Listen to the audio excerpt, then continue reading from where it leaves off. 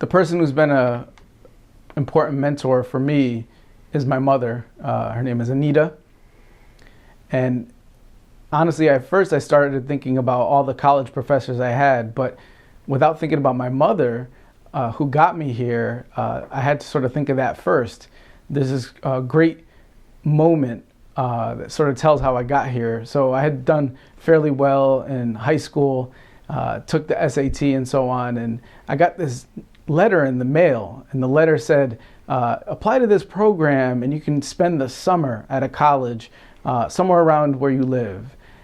And at first I looked at it and said, this is not for me. It's a program in business. It's not really necessarily for me. So I actually took the application and threw it out in the trash, literally just put it in the trash. And my mother, maybe a few days down the road, maybe even less than that, she said, where's that application? Are you going to do that program? And I said, nah, that's not for me. I'm not gonna do that program. And she said, no, if you want to go to junior prom, then you have to do that program. You have to apply to that program. And I said, why do I have to do that? And she said, it's just a chance, something you can try out, something you can do. I said, fine. So I literally pulled the application that was paper at the time out of the trash and started filling it out. And eventually I was like, no one wants this thing. It's all messy. So I actually had to copy the application, but I finally finished it. And when I finally put it in, I had said I wanted to go to a couple of different places, New York City, or some other place to go to a city for a summer. Instead, they said, I finally got the application back. They said, you got into this program. And I said, okay, fine, I'll go to this program. And it was up in New Hampshire. And I was like, New Hampshire? I'd never been up there before.